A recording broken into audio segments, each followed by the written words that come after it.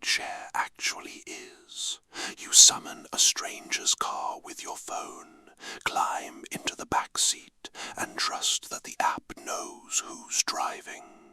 Or you're the driver, and every ping is a mystery passenger, a mystery address, a mystery reason. Millions of these little leaps of faith happen every night. These three are the ones that didn't land.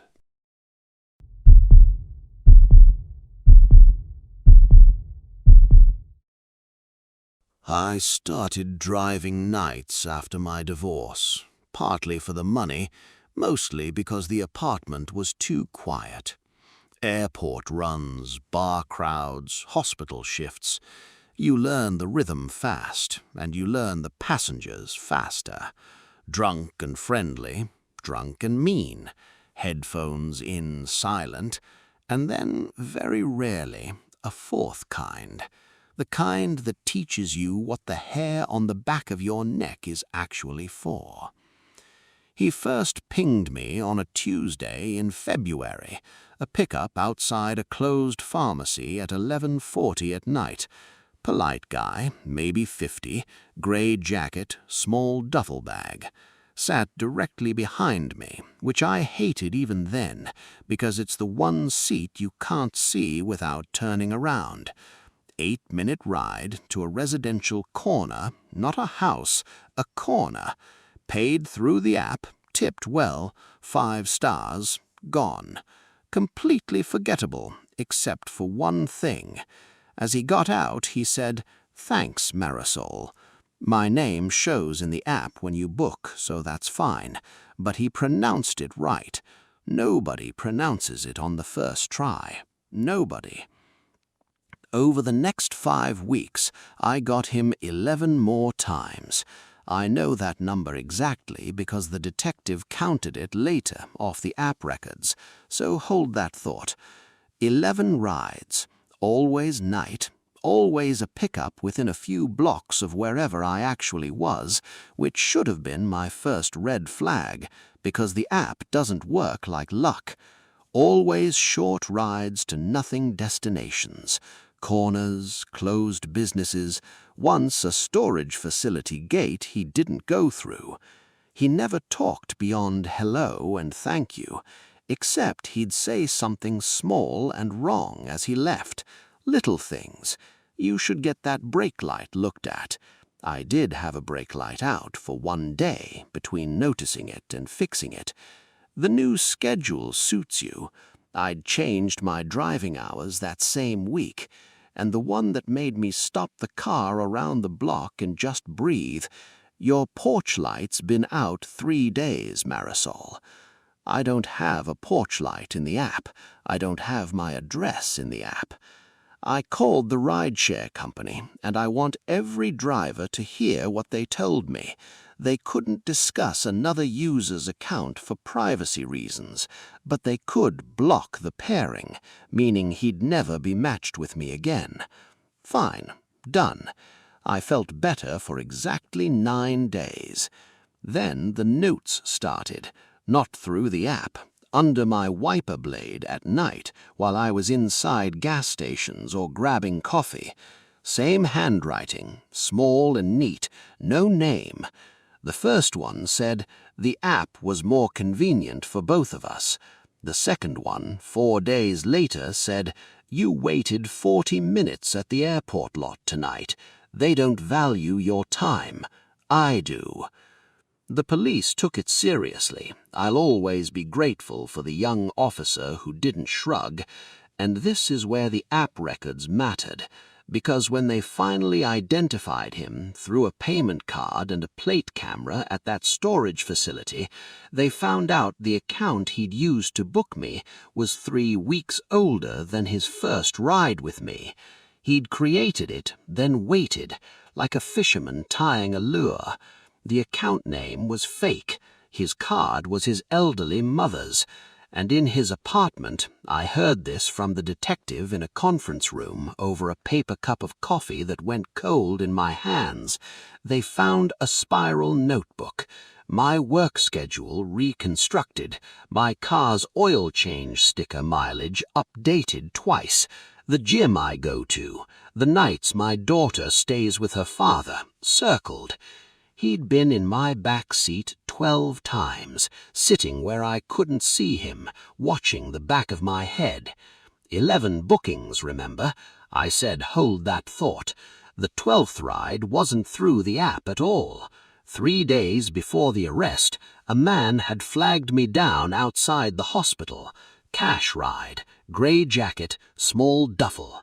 I'd said no, because cash rides are against policy, and he'd smiled and stepped back from the window, like a gentleman. The detective says that's probably the night the notebook got its last entry, the one they read to me at the hearing.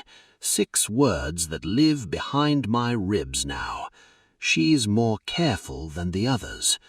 The others, they never told me how many there were. I still drive, days now, different city, different car, but I'll never forget that the whole time I thought I was studying my passengers, one of them was taking notes.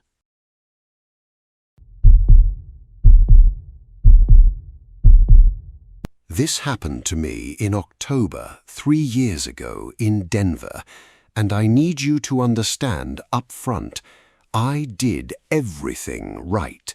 Everything they tell you. I checked the plate, I checked the car, make, model, color, I checked the driver photo. That's the whole checklist, and it matched, and that's exactly what still scares me. Girls' night, downtown, maybe 12:30. My friends offered to wait, but their ride showed first, and mine said 4 minutes, so I waved them off. App said, Silver Camry, plate ending 743, driver named Dario, a round-faced guy with glasses and a beard. 4 minutes later, a silver Camry pulls up, plate 743, exact match, not similar, exact. The window was down a crack, and the man inside leaned slightly toward it and said my name, not a question, a statement. Enna. I got in. You would have too. Every box was ticked. It took me 3 blocks to name what was wrong, because it wasn't one thing, it was a stack of small ones. The phone mounted on his dash was dark, no navigation, no app, nothing, a black rectangle. The radio was off, and the man, I could see him at stoplights, in slices of streetlight, had no glasses, no beard. People shave, right? But the shape of him was wrong, too. The photo showed a round, heavy face. This man was thin, with a jaw like a knuckle. I told myself photos are old. I told myself it's dark. I checked my app to see the route, and my stomach dropped through the floor of that car. The app said, Dario is 4 minutes away. The trip hadn't started. My driver, my actual driver, was still coming. According to the map, he was northbound on Broadway, and the little car icon was moving. I was sitting in a silver Camry with the exact plate whose driver had said my name, and the system that arranged it all had no idea this car existed. I have replayed the next 90 seconds 1,000 times. I didn't scream, and I didn't ask him anything. Some deep animal part of me knew that letting him see that I knew was the worst possible move. Instead, I said, in the lightest voice I ever faked, "Oh, can you pull into that Walgreens? I need to grab something real quick, sorry." The pharmacy sign was half a block up, bright as a runway. He didn't answer. For 3 full seconds, nothing, the longest silence of my life, and then he flicked the turn signal on. Click, click, click, like nothing was wrong, like it was all the same to him. I was out the door before the car fully stopped, walking fast, not running. Don't run until you're inside. Another animal instinct I didn't know I had. And I stood behind the pharmacy's plate glass and watched the Camry sit in that parking lot for almost a minute. No interior light, no phone glow, just a silhouette, and I swear it wasn't facing forward. Then it rolled out, no hurry at all, and turned north. Dario, the real one, round face, glasses, beard, silver Camry, plate ending 743, pulled in 4 minutes later, deeply confused about the pin location. I made him talk to me through the window for a solid minute before I got in. He was lovely. He drove me straight home, and when I told him the story, he did something I didn't expect. He pulled over, took a photo of his own plate with my phone, so you have it for the police. The police were kind and useless. The pharmacy camera caught the Camry, but the plate, and this is the part I don't say at parties, came back as Dario's, his actual plate on his actual Camry, which was at that timestamp verifiably 6 blocks on Broadway. 2 identical cars, 1 plate. The detective used the words cloned plate, which happens. Criminals duplicate plates to beat cameras. It's rare but real. So that's the rational ending. Someone cloned a random rideshare car's plate and, by coincidence, pure stupid lottery odds coincidence, cloned the exact car that was dispatched to me and arrived first and somehow knew my name. The detective didn't have an answer for the name. He shuffled the folder when I brought it up, and Dario, bless him, had one, but I think about it in the dark. Maybe he's done it before. Maybe he sits near the bars and he listens for the girl saying goodbye, saying, "My ride's 4 minutes away." Maybe he heard your friends yell it, "Bye, Anna." Maybe. That's the good version. The bad version is that somewhere in Denver there is a thin man with a jaw like a knuckle, driving a car that is always the right car, saying names through the window crack like a hook going into water.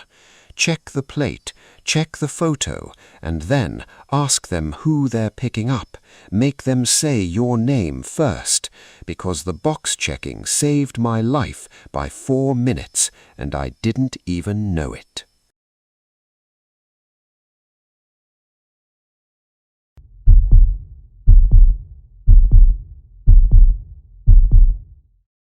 Every driver who works a small town long enough ends up with a regular.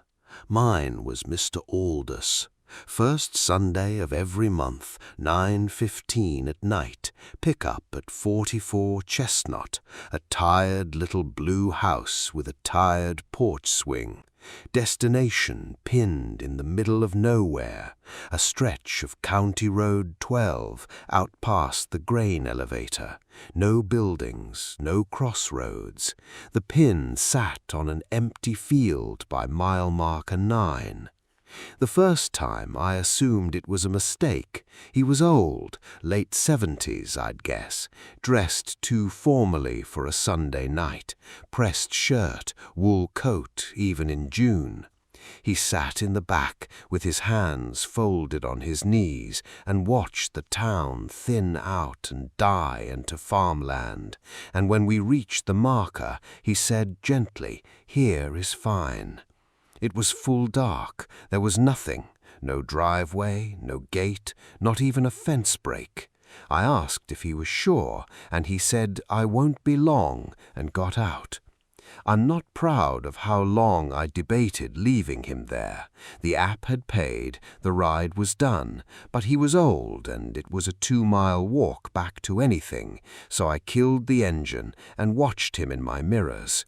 He walked about 30 feet along the shoulder, stopped at a specific spot, I'd learn later exactly how specific, and just stood there, coat straight, head slightly down, like a man at a bus stop or a graveside. 11 minutes, I counted.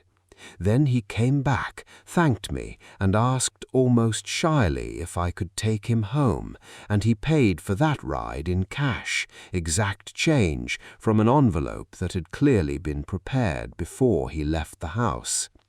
First Sunday of the next month, same ping, same hour, same field, and the next, and the next.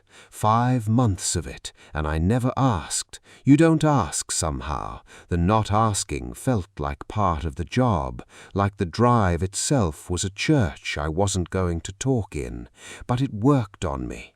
Alone in a dark car on an empty county road, engine ticking, watching an old man stand in a field for 11 minutes, your mind fills that silence with everything. I thought dementia.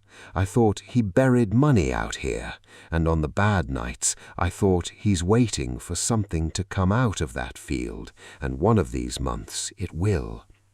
October was the 7th ride.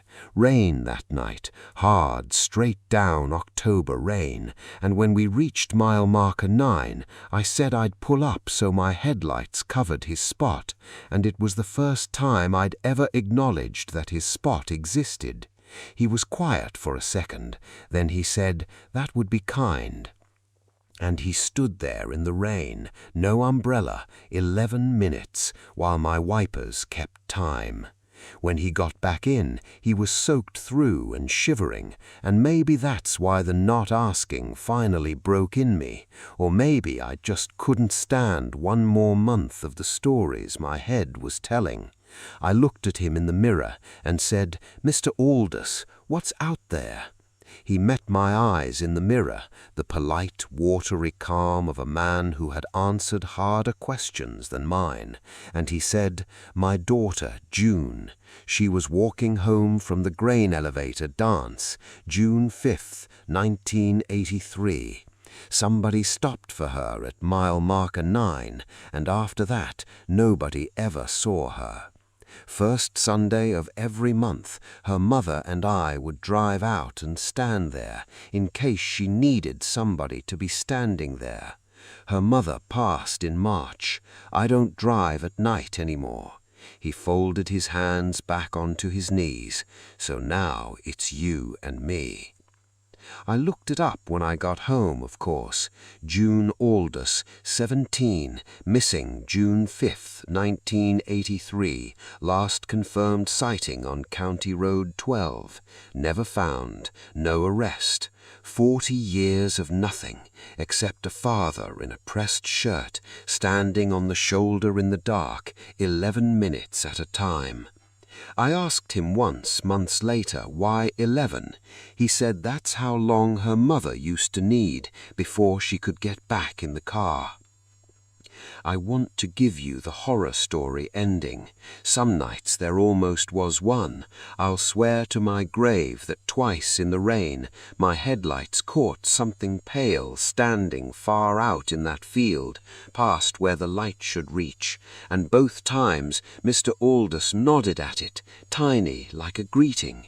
Maybe it was a deer. Maybe it was a fence post. Maybe grief held that long is a kind of ghost that stands wherever you keep looking for it. Mr. Aldous died last winter. The obituary said reunited with his wife Margaret and daughter June, which is the only sentence I've ever cried at in a newspaper. I still drive that road, and on the first Sunday of every month at 9:15, if I don't have a fare, I park at mile marker 9, and I leave the headlights on, and I wait 11 minutes, in case she needs somebody to be standing there. Someone was hunted on that road. Someone else kept watch on it for 40 years. The least I can do is mind the light.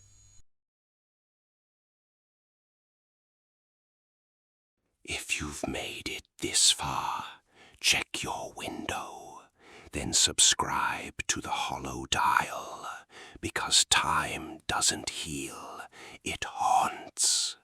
If you've got a true story of your own, leave it in the comments. We're listening, and so is something else.